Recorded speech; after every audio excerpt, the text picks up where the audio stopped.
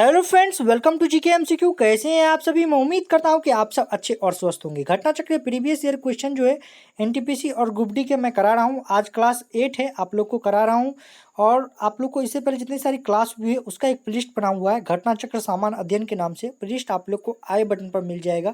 अब मैं आई बटन पर दे दूंगा, आप लोग वहां से चेकआउट कर सकते हैं। डिस्क्रिप्शन बॉक्स में भी लिंक मिल जाएगा, आप लोग वहां से भी जाके चेकआउट कर सकते हैं। आप लोग के अभी इसमें फिजिक्स के क्वेश्चन हो रहे हैं। आप लोग को मैं इस बुक से क्वेश्चन करा रहा हूँ जिसमें मैं आप लोग को फिजिक्स के क्वेश्चन अभी चल रहे हैं और उसी की क्लास 8 है। आप लोग को यह बुक परचेज करना है, डिस्क्रिप्शन बॉक्स में लिंक है, आप लोग जाके परचेज कर सकते हैं। बुक काफ़ी अच्छी और हेल्पफुल है, आप लोग क्वेश्चन देख के भी देख सकते हैं कि बुक कितनी अच्छी है। चैनल पर जो भी नए हैं, चैनल को सब्सक्राइब करके बेल आइकन को प्रेस कर लीजिए ताकि आगे क्लास की नोटिफिकेशन आपको मिलती रहे। और वीडियो को लाइक कर दीजिए और जहाँ भी शेयर करने का मौका मिलता है शेयर कर दीजिए ताकि ज़्यादा से ज़्यादा विद्यार्थी जुड़ सकें और इस जो है सीरीज का लाभ उठा सकें। चलिए हम लोग क्वेश्चन स्टार्ट करते हैं। द्रव की बूंद की आकृति गोलाकार होने का कारण है। तो द्रव की बूंद आकृति जो गोलाकार होने का जो कारण है वो है पृष्ठ तनाव, जो कि हम लोग के डी नंबर ऑप्शन में है। तो डी नंबर ऑप्शन इस क्वेश्चन का राइट आंसर हो जाएगा। द्रव, इसकी व्याख्या देख लेते हैं। द्रव की बूंद की आकृति गोलाकार होने का कारण पृष्ठ तनाव या सतही तनाव सरफेस टेंशन होता है, क्योंकि दिए हुए आयतन के लिए गोले के पृष्ठ तनाव का क्षेत्रफल न्यूनतम होता है। पृष्ठ तनाव के कारण वर्षा की बूंदें गोलाकार होती है। द्रवों में पृष्ठ तनाव का कारण क्या है? तो द्रवों में जो पृष्ठ तनाव का कारण है वो है अणुओं के मध्य ससंजक यानी कंजेंसिव बल जो होता है वो होता है। तो बी नंबर ऑप्शन जो होगा इस क्वेश्चन का राइट आंसर हो जाएगा। चलिए हम लोग आगे बढ़ते हैं। द्रवों में पृष्ठ तनाव का कारण अणुओं के मध्य ससंजक बल है और ससंजक बल वह आकर्षण बल है जो एक ही प्रकार के अणुओं के बीच कार्य करता है। पृष्ठ तनाव द्रव की वह प्रकृति है जिसमें द्रव अपना क्षेत्रफल न्यूनतम करने का प्रयास करता है और उसकी इस आवृत्ति संकुचित होने की में ससंजक बल सहयोगी होता है। चलिए हम लोग आगे बढ़ते हैं। साबुन को जल में घोलने पर जल के पृष्ठ तनाव पर क्या प्रभाव पड़ता है? बढ़ जाता है या घट जाता है, ये समाप्त हो जाता है या अप्रभावित हो जाता है? तो साबुन को जल में घोलने पर जल का पृष्ठ तनाव घट जाता है जिसके कारण जल में झाग उत्पन्न होता है। निम्नलिखित में से किसके लिए कोशिकित्व एकमात्र कारण नहीं है? तो सूती कपड़े पर पानी की बूंदों का फैलाना जो है, सूती कपड़े पर पानी की बूंदों के फैलने की घटना घटना न केवल कौशिकत्व बल्कि पृष्ठ तनाव सरफेस टेंशन का कारण भी होती है। चलिए हम लोग आगे के क्वेश्चन को डिस्कस करते हैं। क्वेश्चन इसके काफ़ी अच्छे हैं, आप लोग जो है सीरीज शुरू से कीजिए। यदि सीरीज आप लोग शुरू से नहीं कर रहे हैं, आई बटन पर प्लेलिस्ट है, जाके शुरू से सीरीज कर सकते हैं। एक साफ शीशे के प्लेट पर पानी की बूंद एक गिराने से वह फैल जाता है जबकि पारे की एक बूंद गोलाकार बनी रहती है, क्योंकि पारे का जो होता है ससंजन जो होता है उसके शीशे के साथ आसंजन से अधिक होता है, इसलिए ऐसा होता है। व्याख्या देखते हैं हम लोग।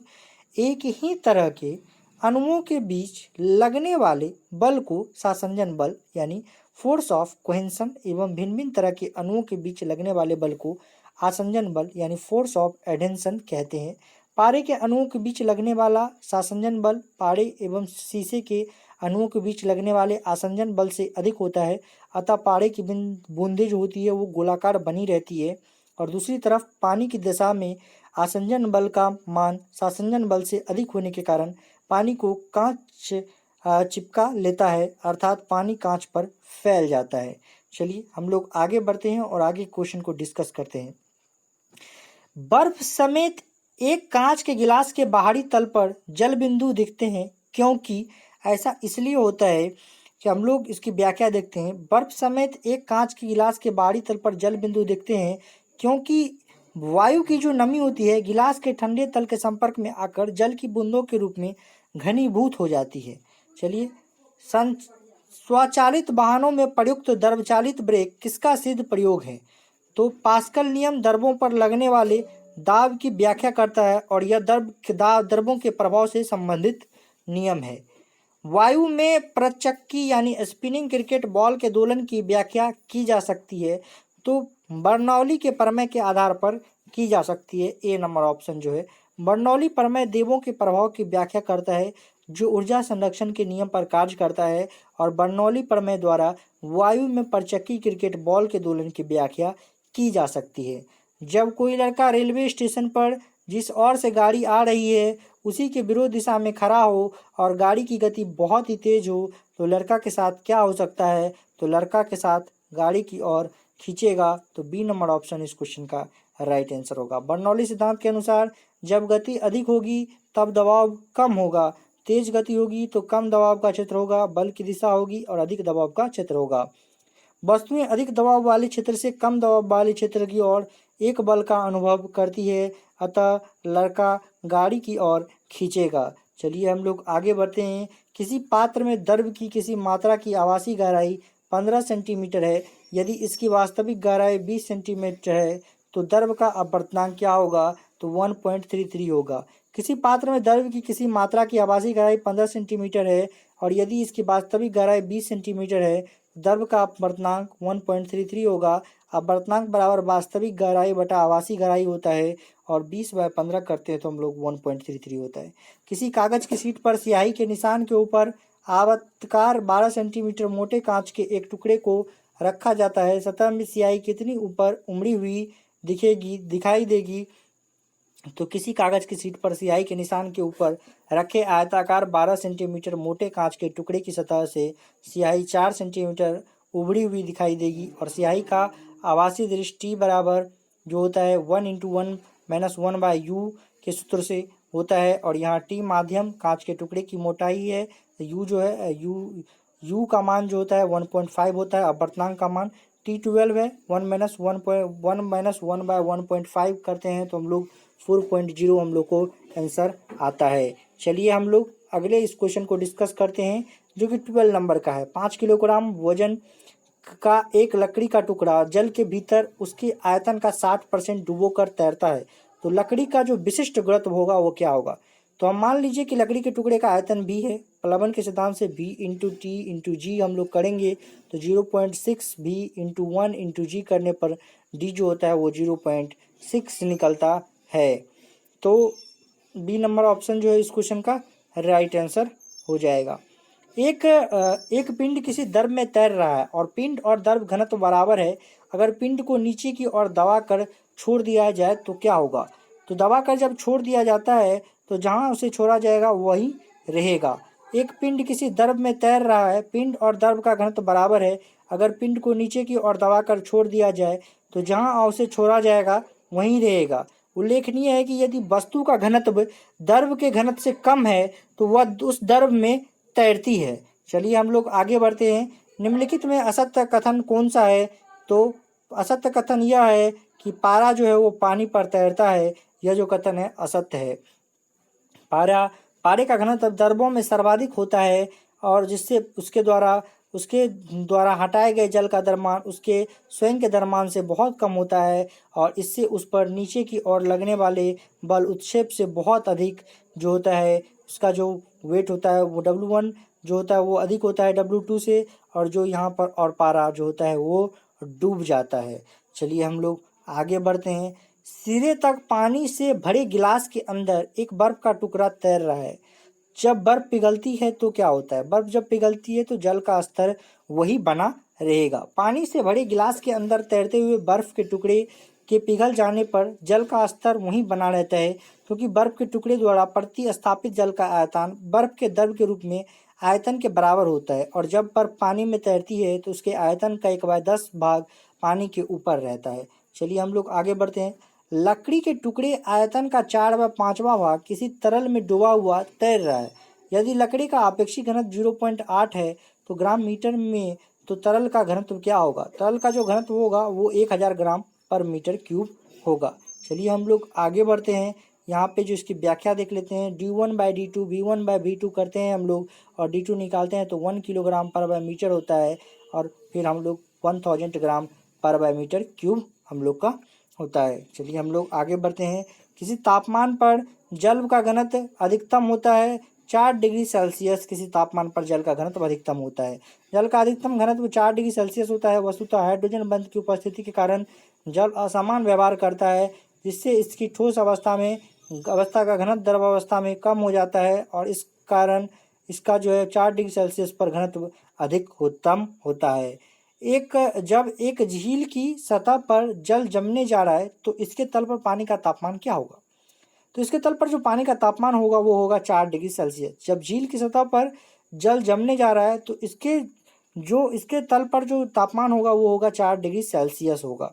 मछलियाँ जमे पानी को झील में जीवित रख सकती है, क्योंकि ऐसा इसलिए होता है क्योंकि झील की तली का पानी जमता नहीं है, इसलिए ऐसा होता है। क्योंकि बर्फ ऊष्मा का कुचालक होता है, अतः नीचे के 4 डिग्री सेल्सियस वाले जल की ऊष्मा को बाहर नहीं जाने देता है, जिससे नीचे वाला जल जमने से बच जाता है और मछलियाँ जीवित रहती है। चलिए हम लोग आगे बढ़ते हैं। अगर किसी पिंड का हवा में भार 100 ग्राम है और पिंड में डालने पर भार सिर्फ 92 ग्राम है, तो उस पिंड का आयतन क्या होगा? चलिए हम लोग व्याख्या देखते हैं और व्याख्या में इसका आंसर हम लोग निकालते हैं। अगर किसी पिंड का हवा में भार 100 ग्राम है और पानी में डालने पर सिर्फ 92 ग्राम रहता है, तो उस पिंड का जो आयतन होगा वो 8 cc होगा। तो पिंड का आयतन, पिंड का हवा में भार माइनस पिंड का पानी में भार हम निकालते हैं, तो हमें पिंड का आयतन निकल जाता है। पानी पर तैरती वस्तु का आभासी भार है, शून्य होता है। पानी पर तैरती वस्तु का आभासी भार जो होता है वो शून्य होता है। पानी पर तैरती वस्तु का आभासी भार शून्य होता है और संतुलित अवस्था में तैरने पर वस्तु अपने भार के बराबर दर विस्थापित करती है। जल पृष्ठ पर लोहे के टुकड़े न तैरने का कारण क्या है? तो लोहे द्वारा विस्थापित जल का भार लोहे के भार से कम होता है, यही कारण है। तो लॉ ऑफ फ्लोएशन के कारण अनुसार तैरने वाली वस्तु के अस्थायी संतुलन के लिए मित्र केंद्र मेटा सेंटर गुरुत्व केंद्र के ऊपर रहना चाहिए और लोहे के टुकड़े का भार उसके द्वारा हटाए गए जल के भार से अधिक होता है, जिससे वह जल में डूब जाता है। और जब वस्तु द्रव पर तैरती है तो उसका भार उसके द्वारा हटाए गए द्रव के भार के बराबर होता है। द्रव में आंशिक या पूर्णतः डूबे हुए किसी ठोस द्वारा प्राप्त उछाल की मात्रा निम्नलिखित पर निर्भर करती है। तो ठोस द्वारा हटाए गए द्रव की मात्रा पर निर्भर करती है। उछाल की मात्रा ठोस द्वारा हटाए गए द्रव की मात्रा पर निर्भर करती है। प्रत्येक द्रव के अंदर डूबी हुई वस्तुओं एक उछाल बल लगता है। द्रव के जिस गुण के कारण उपरोक्त बल कार्य करती है वही गुण उत्क्षेप कहलाता है, और इस गुण का कारण द्रव में पिंड पर ऊपर की सतह और जितना बल कार्य करता है उस उत्प्लावन बल कहते हैं। और उत्प्लावन बल ब्यूयेंस फोर्स का परिमाण ठोस द्वारा हटाए गए द्रव की मात्रा पर निर्भर करता है। स्थिर पानी में मिट्टी का तेल डालने पर मच्छर कम होते हैं, क्योंकि यह ऐसा इसलिए होता है क्योंकि लार्वा के सांस में बाधा डालता है। स्थिर पानी में मिट्टी का तेल डालने पर तेल जल का पृष्ठ तनाव कम कर देता है, जिससे जल की सतह पर बनी तनाव झिल्ली टूट जाती है और फलस्वरूप लार्वा सांस नहीं ले पाता है तथा पानी में डूबकर मर जाता है और मच्छरों की वृद्धि रुक जाती है। एक वैंटी के मुख से निकलने तथा घाराघीरी प्रभाव में ऊर्ध्वाधर गिरने वाला पानी एक तिरछे स्तंभ का रूप ले लेता है और आवर्त तरल स्तंभ का अनुप्रस्थ काट क्षेत्र के नीचे जाते समय घट जाता है। इसके लिए निम्नलिखित में से कौन सा सर्वाधिक यथार्थ स्पष्टीकरण है? तो इस क्वेश्चन का जो आंसर होगा दोस्तों वो हो जाएगा, आप लोग को मैं बता देता हूँ कि वेग के बढ़ने के साथ क्षेत्र घट जाता है। क्या होता है? क्षेत्र जो होता है वो घट जाता है। यदि किसी अनुप्रस्थ काट से आगे प्रवाहित होने वाले पानी का द्रव्यमान अपरिवर्तित रहना चाहिए, तो इसके अलावा पानी करीब करीब असंपीडनीय होता है, इसलिए आयतन प्रभाव दर अपरिवर्तित रहना चाहिए। चूंकि यह वेग x क्षेत्र के बराबर होती है, इसलिए वेग के बढ़ने के साथ क्षेत्र घट जाता है। तो डी नंबर ऑप्शन इस क्वेश्चन का राइट आंसर है। हम लोग व्याख्या को थोड़ा डिटेल से देख लेते हैं। जब कोई असंपीड्य तथा आसियान द्रव यानी incompressible and non viscous liquid किसी असमान अनुप्रस्थ परिच्छेद वाली नली में धारारेखीय प्रभाव में बह रहा होगा, तो नली के प्रत्येक स्थान पर अनुप्रस्थ परिच्छेद के क्षेत्रफल तथा द्रव के प्रभाव का वेग का गुणनफल सदैव नियत रहता है, और इसे अविरतता का सिद्धांत यानी प्रिंसिपल ऑफ कंटिन्यूटी कहते हैं। महान वैज्ञानिक आर्किमिडीज संबंधित थे, तो महान वैज्ञानिक आर्किमिडीज जो संबंधित थे वो ग्रीस से संबंधित थे। महान वैज्ञानिक आर्किमिडीज ग्रीस से संबंधित थे। जल के उत्प्रेक्ष ब्यूएंट फोर्स और अपहर्स्ट का अध्ययन सर्वप्रथम आर्किमिडीज ने प्रिंसिपल ऑफ आर्किमिडीज किया था। और आर्किमिडीज के अनुसार जब कोई वस्तु किसी द्रव में पूरी अथवा आंशिक रूप से डुबाई जाती है तो उसका भार में कमी का आभास होता है, और भार में यह आभास की कमी वस्तु द्वारा हटाए गए द्रव के भार के बराबर होती है। उत्प्लावी बल निर्भर करता है विस्थापित तरल के भार पर। उत्प्लावी बल का किसी द्वारा वस्तु हटाए गए तरल के भार के बराबर होता है और किसी तरल पदार्थ में डूबी वस्तु अपने आयतन के बराबर तरल पदार्थ विस्थापित करती है और विस्थापित तरल पदार्थ के भार के बराबर भी उत्प्लन बल लगता है। और यह सिद्धांत आर्किमिडीज ने दिया है। लॉ ऑफ फ्लोटिंग सिद्धांत की खोज किसने की थी? तो आर्किमिडीज ने लॉ ऑफ फ्लोटिंग सिद्धांत की खोज की थी। तो लॉ ऑफ फ्लोटिंग प्लवन का नियम सिद्धांत की खोज आर्किमिडीज ने की थी। और इस सिद्धांत के अनुसार जब किसी वस्तु को किसी द्रव में या पूर्ण या आंशिक रूप से डुबाया जाता है तो उस वस्तु का भार उसके द्वारा हटाए गए द्रव के भार के बराबर होता है। अगर किसी झील के तल से ऊपर आते बुलबुले के आयतन में वृद्धि होती है तो उस बुलबुले पर लगने वाला दाब क्या होगा? तो दाब कम होगा। निम्नलिखित में से असत्य को चुने। इसमें कह रहा है तो बेल वातावरणीय दबाव मापन की इकाई है। वातावरणीय दबाव की इकाई बेल नहीं बल्कि वायुमंडलीय दाब है। शेष सभी विकल्प सम्मिलित है। हर्ट्ज फ्रीक्वेंसी मापन की इकाई है और केल्विन तापक्रम मापन की इकाई है। ओम विद्युत प्रतिरोध मापन की इकाई है और बेल ध्वनि तीव्रता मापने की इकाई है। बेरिलीन लेपित हुई क्षैतिज स्थिति में जल पृष्ठ पर धीरे धीरे से डुबोई जाती है, वह तैरती हुई प्रतीत होती है। यह घटना डैश का उदाहरण है? तो यह घटना पृष्ठीय तनाव का उदाहरण है। तो बी नंबर ऑप्शन जो है वैसलीन लेपित हुई सुई को जब जल की सतह पर रखा जाता है तो जल की तनी हुई झिल्ली सुई के भार के कारण नीचे दब जाती है और पृष्ठ तनाव पीछे कार्य करने लगता है और यह पृष्ठ तनाव सुई के भार को संतुलित करता है। निम्नांकित में से कौन सा कथन सही है? तो चलिए, पिघलने पर ठोस सामान्य फैलता है, पिघलने पर बर्फ सिकुड़ती है, बर्फ का घनत्व पानी से कम होता है। तो और यहाँ पे सबका ऑप्शन दिया हुआ है तो 1, 2 और 3 तीनों जो है सही है। तो यहाँ पे देख लेते हैं हम लोग फिर से कि कह रहा है निम्नांकित में से कौन सा कथन सही है। तो यहाँ पे लास्ट तक ऑप्शन 1, 2 तक ही दिया हुआ है जबकि तीनों कथन जो है यह तीनों का सही है। पिघलने पर ठोस सामान्यतः फैलता है, पिघलने पर बर्फ सिकुड़ती है और बर्फ का घनत्व पानी से कम होता है। पिघलने पर सामान्यतः ठोस के आयतन में वृद्धि होती है लेकिन बर्फ पिघलने पर सिकुड़ती है और बर्फ का घनत्व 0.92 किलोग्राम पर मीटर क्यूब और पानी के घनत्व 1 किलोग्राम पर मीटर क्यूब से कम होता है। तेल दीप में बत्ती का तेल डैश के कारण ऊपर उठता है? तो कोशिका क्रिया के कारण जो होता है ऊपर उठता है। तेल दीप में बत्ती का तेल कोशिका क्रिया कैपिलरी एक्शन के कारण ऊपर उठता है। जिस नली का छिद्र के समान बारीक होता है उसे केशनली कहते हैं और केशनली में द्रव के ऊपर चढ़ने अथवा नीचे उतरने की घटना को केशिकत्व कहलाती है। तेल में तैरती हुई एक वस्तु सदा अपना क्या विस्थापित करती है? तो तेल का वॉल्यूम्स विस्थापित करती है। तेल में तैरती हुई एक वस्तु सदा तेल का वॉल्यूम विस्थापित करती है तथा तैरती हुई वस्तु का भार उसके द्वारा हटाए गए तेल के भार के बराबर होता है। आपेक्षिक आर्द्रता रिलेटिव ह्यूमिडिटी मापने के लिए किस उपकरण का प्रयोग किया जाता है? तो हाइग्रोमीटर का प्रयोग किया जाता है जो कि हम लोग के सी नंबर ऑप्शन में है।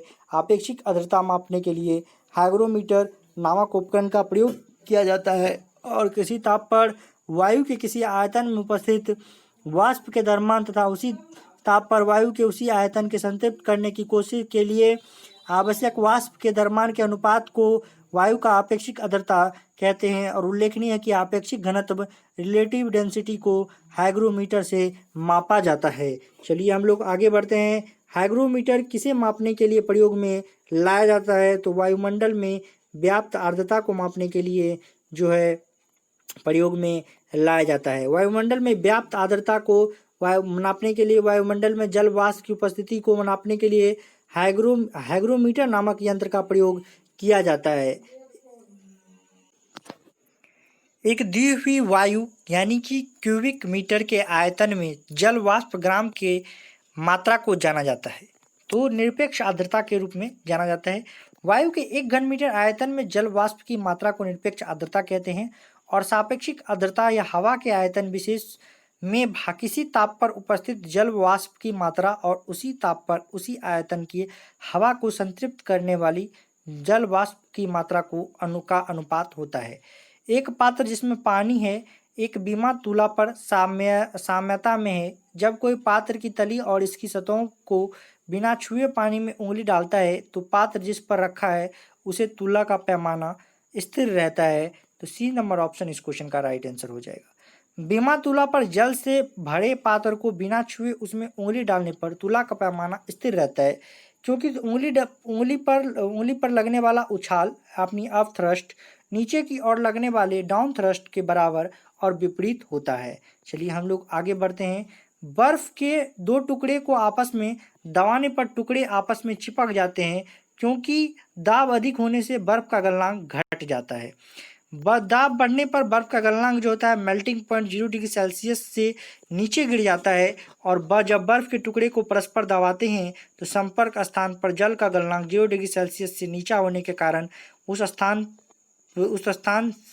बर्फ गलने लगती है। उस स्थान पर बर्फ जो होती है गलने लगती है, और दाब हटा लेने पर संपर्क स्थान पर जल पुनः जम जाता है तथा टुकड़ा आपस में चिपक जाते हैं। ठोस की शुद्धता किसके निर्धारण द्वारा प्राप्त की जाती है? तो ठोस की शुद्धता जो होती है वो गलनांक बिंदु के निर्धारण द्वारा जो है प्राप्त की जाती है। किसी ठोस की शुद्धता उसके गलनांक बिंदु द्वारा निर्धारित की जाती है, और यदि ठोस में कोई अशुद्धि विद्यमान है तो उसका गलनांक कम हो जाता है। तैराक को नदी के मुकाबले समुद्री पानी में तैरना आसान क्यों लगता है? क्योंकि समुद्र पानी का घनत्व साधारण पानी से ज़्यादा होता है। प्लावन के लिए वस्तु का भार वस्तु के डूबे हुए भाग द्वारा विस्थापित द्रव्य के भार के बराबर होना चाहिए, अर्थात वस्तु जितना अधिक द्रव्य भार को विस्थापित करेगी उतना ही आसानी से तैरेगी। समुद्री जल का घनत्व विभिन्न लवणों के घुले होने के कारण साधारण जल से ज़्यादा होता है। घनत्व अधिक होने के कारण विस्थापित द्रव्य का भार अधिक होता है, अतः उसमें तैरना आसान होता है। एक जहाज की एक नदी से समुद्र में पहुंचता है तब ऊपर की ओर उठता है। किसी ठोस के द्वारा हटाए गए द्रव्य का भार उसके कुल भार के बराबर होता है, और समुद्र के जल का घनत्व नदी के जल से अधिक होता है, और इससे जहाज समुद्र में नदी की अपेक्षा कम डूबकर ही अपने भार के बराबर जल हटा देता है, अर्थात जहाज ऊपर की ओर उठेगा। जब कोई हवा का बुलबुला किसी झील की तलहटी से सतह तक आता है तो यह आकार में बढ़ जाता है। किसी झील में गहराई में जाने पर दाब बढ़ता जाता है और सतह की ओर आने पर दाब कम होता है। तो यह जो रूल होता है P बराबर HDG फार्मूला से होता है। इसलिए हवा का बुलबुला जब ऊपर की ओर आता है तो उस पर लगने वाला दाब कम हो जाता है, और परिणाम स्वरूप उसका आकार बढ़ जाता है। समान द्रव्यमान के दो ठोस जिनमें एक हवा में तथा दूसरी पानी में निम्नलिखित चित्र द्वारा दर्शाया गया है, तो इसका जो होगा प्रभाव क्या होगा? तो यहाँ पे दो दिया है, एक हवा में एक पानी में। आप लोग दोनों चित्र देख रहे होंगे, और यहाँ पे दिया है चित्र एक का भार चित्र दो से अधिक दर्शाएगा। तो यहाँ आर्किमिडीज के सिद्धांत से पानी के उत्क्षेप के कारण चित्र दो का जो भार है वह एक के भार से कम होगा, अर्थात एक का भार चित्र दो के भार से अधिक होगा। तो हम लोग का ए नंबर ऑप्शन जो है इस क्वेश्चन का राइट आंसर है। आप लोग फिगर को देख लीजिए अच्छे से, और यदि कुछ भी समझ में नहीं आता है तो व्हाट्सअप करके आप यहाँ पे पूछ सकते हैं। इस नंबर पर आप लोग को कोई प्रॉब्लम हो रही है, क्योंकि ये फिजिक्स का न्यूमेरिकल है, आपको समस्या यदि आ रही है कोई भी तो आप इस नंबर पर पूछ सकते हैं व्हाट्सअप करके, क्वेश्चन नंबर डाल के और जो है सीज डाल के जो है ऊपर में लिख दीजिएगा, आपको आंसर मिलना शुरू हो जाएगा। और यदि आपको पीडीएफ चाहिए तो मैं पीडीएफ भी यहीं पे आपको दे दूंगा। तो 650 किलोग्राम द्रव्यमान की एक नौका पानी पर तैरती है, तो पानी के कितने आयतन को वह विस्थापित करेगी? तो पानी के जो भी आयतन होगा 0.65 घन मीटर को वह विस्थापित करेगी। नौका का भार बराबर विस्थापित जल का भार होता है। विस्थापित जल का आयतन इंटू जल का घनत्व इंटू जी करते हैं हम लोग, फिर हम सबको निकालते हैं। तो यहाँ पे 0.65 घन मीटर आंसर होता है। 200 किलोग्राम भार की एक नाव पानी पर तैरती है, विस्थापित पानी का भार क्या होगा? तो 200 किलोग्राम विस्थापित पानी का भार होगा। प्लवन के नियम के अनुसार कोई वस्तु किसी द्रव में पूर्ण अथवा आंशिक रूप से डूबी हुई तभी तैरती है जब उस वस्तु का भार वस्तु के डूबे हुए भाग द्वारा विस्थापित द्रव के भार के बराबर होता है। अतः नाव द्वारा विस्थापित द्रव का भार नाव का भार के बराबर 200 किलोग्राम होता है। जब एक घनीय बर्फ खंड 10 छोटे छोटे घनों में भिन्न छिन्न भिन्न हो जाता है तो उसका तल क्षेत्र क्या होता है, तो उसका तल क्षेत्र बढ़ा होगा। जब एक घनीय बर्फखंड 10 छोटे छोटे घनों में छिन्न भिन्न हो जाता है तब उसका तल क्षेत्र यानी सरफेस एरिया बढ़ जाएगा, क्योंकि बर्फ का टूटना किसी दाब से संभव होगा, अतः टूटते समय दाब के कारण कुछ बर्फ पिघल जाएगी और बर्फ के प्रगलन के समय आयतन बढ़ता है। थर्मस फ्लास्क में रखा गर्म द्रव किस प्रक्रिया से सुरक्षित होने के कारण गर्म बना रहता है, तो यहाँ चालन, संवहन और विकिरण तीनों प्रक्रिया से होता है। उसमें हम लोग व्याख्या देखते हैं। ऊष्मा ऊर्जा का क्षरण 3 प्रक्रियाओं द्वारा होता है, चालन, संवहन तथा विकिरण। थर्मस फ्लास्क इन तीनों अभिक्रियाओं से ऊष्मा ऊर्जा के क्षरण को रोकता है, अतः थर्मस फ्लास्क में रखा गर्म द्रव सुरक्षित गर्म बना रहता है। तो विशिष्ट 1.2 विशिष्ट घनत्व के द्रव में एक धातु के उस टुकड़े का भार क्या होगा जिसका भार में हवा में 80 ग्राम और पानी में 70 ग्राम है। तो किसी द्रव का विशिष्ट घनत्व जो होता है, द्रव में ठोस के भार की कमी और जल में ठोस के भार की कमी जो होती है उसके होगा। तो यहाँ पे द्रव में ठोस के भार की में जो कमी होगी 1.2 इक्वल टू 80 माइनस 70 हम लोग करते हैं, तो यहाँ पे कैलकुलेशन करके हम लोग को 68 ग्राम आंसर आ जाता है। चलिए हम लोग आगे बढ़ते हैं। वायुमंडल दाब मापा जाता है तो बैरोमीटर से मापा जाता है। हाइग्रोमीटर ऐसा उपकरण है जिनके द्वारा सापेक्ष आर्द्रता मापी जाती है, और हाइड्रोमीटर द्वारा द्रवों का आपेक्षिक घनत्व मापा जाता है। अल्टीमीटर द्वारा एक निश्चित स्तर के ऊपर किसी वस्तु की ऊंचाई मापी जाती है, और बैरोमीटर वायुमंडलीय दाब मापने का एक वैज्ञानिक उपकरण है। चलिए हम लोग आगे बढ़ते हैं, और 6 क्वेश्चन इस सीरीज के अंतर्गत और हैं, फिर उसके बाद कल एक नया स्टार्ट हो जाता है फिजिक्स का, तो हम लोग जो है ये 6 क्वेश्चन और करेंगे इसमें। तो निम्न में से कौन से वैज्ञानिक पानी की टब में नहाते समय अचानक यूरेका चिल्लाते हुए बाहर निकल आए थे? तो आर्किमिडीज जो है ने उत्प्लावन बल का सिद्धांत इसी घटना के बाद दिया। नहाते समय भरे टब से काफ़ी मात्रा में पानी बाहर आ गया, और जिसके बाद उनके दिमाग में उत्प्लावन बल की बात समझ में आई और उन्होंने उत्प्लावन बल का सिद्धांत प्रतिपादित किया। अभी तक आपने वीडियो को लाइक नहीं किया तो वीडियो को लाइक कर दीजिए, और जहां भी शेयर करने का मौका मिलता है शेयर कर दीजिए अपने व्हाट्सएप एंड फेसबुक ग्रुप्स में। जहां भी शेयर करने का मौका मिलता है शेयर कर दीजिए। आपका एक लाइक और एक शेयर हमारा बहुत सारा हौसला और मोटिवेशन बढ़ाता है। और जो भी चैनल पर नए हैं चैनल को सब्सक्राइब अवश्य कर ले, ताकि आगे क्लास की जो है अपडेट आप लोग को मिलती रहे। सीमांत घर्षण निर्भर करता है। सीमांत घर्षण निर्भर करता है तल की प्रकृति और अभिलंब प्रक्रिया पर निर्भर करता है। सीमांत घर्षण जो है बल तल की प्रकृति पर निर्भर करता है। यदि तल खुरदुरा है तो घर्षण अधिक होता है, और यह बल अभिलंब प्रतिक्रिया पर भी निर्भर करता है। यदि अभिलंब प्रतिक्रिया अधिक है तो सीमांत घर्षण बल अधिक होगा, अतः सीमांत घर्षण बल तल की प्रकृति और अभिलंब प्रक्रिया दोनों पर निर्भर करता है। दृढ़ता गुणांक का मात्रक है न्यूटन पर मीटर स्क्वायर जो होता है दृढ़ता गुणांक का मात्रक होता है, और हम लोग देख रहे हैं। चलिए हम लोग आगे बढ़ते हैं। वर्षा की बूंदें गोलाकार क्यों होती है? पृष्ठ तनाव के कारण ऐसा होता है। किसी भी द्रव की सतह एक तनाव बल कार्य करता है, इसे द्रव का पृष्ठ तनाव कहते हैं, और इस तनाव के कारण द्रव के सतह की क्षेत्रफल कम होता जाता है, और गोलाकार वस्तु की सतह का क्षेत्रफल सभी आकार के क्षेत्रफल से कम होता है। इसलिए पृष्ठ तनाव के कारण वर्षा की बूंद गोलाकार हो जाती है, और द्रव का ताप बढ़ने पर पृष्ठ का तनाव कम हो जाता है। वोल्टिंग पेपर द्वारा स्याही के सोखने में शामिल है। तो वोल्टिंग पेपर द्वारा स्याही के सोखने में शामिल है कोशिकीय अभिक्रिया परिघटना। कोशिकीय अभिक्रिया परिघटना के कारण वोल्टिंग पेपर स्याही को सोख लेता है। लोहा पारा में क्या होता है? तो लोहा पारा में तैरता है। लोहे का घनत्व पारा से कम होता है। यदि किसी पदार्थ का घनत्व द्रव से कम होता है तो वह पदार्थ उक्त द्रव में नहीं डूबेगी, अतः लोहा भी पारा में डूबता नहीं है बल्कि वह पारे पर तैरता है। तो दोस्तों आज के लिए बस इतना ही। मिलते हैं नेक्स्ट वीडियो में। आप लोग को वीडियो कैसा लगा कमेंट में जरूर बताइएगा, और वीडियो को लाइक कर दीजिएगा, और जहां भी शेयर करने का मौका मिलता है शेयर कर दीजिएगा। चलिए मिलते हैं नेक्स्ट वीडियो में। Okay bye.